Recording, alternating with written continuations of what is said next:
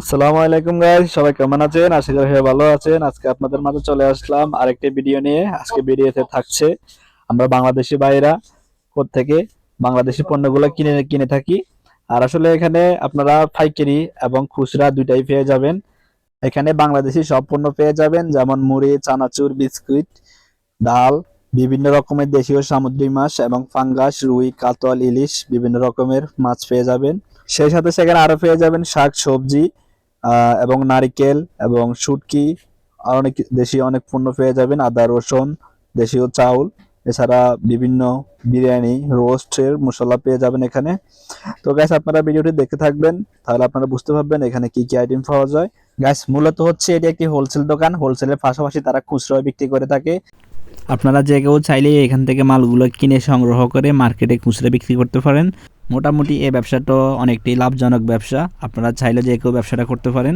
তো গাইজ আপনারা যারা এখান থেকে খুচরা এবং হোলসেল কিনতে চাচ্ছেন তাদের জন্য আমি ভিডিওতে নাম্বার দিয়ে দিব, আপনারা সবাই নাম্বারটি সংগ্রহ করে নেবেন। তো গাইজ আপনাদেরকে আমি আরেকটা কথা আবার বলে রাখি, এখানে আপনি বাংলাদেশি যে কোনো পণ্য পেয়ে যাবেন।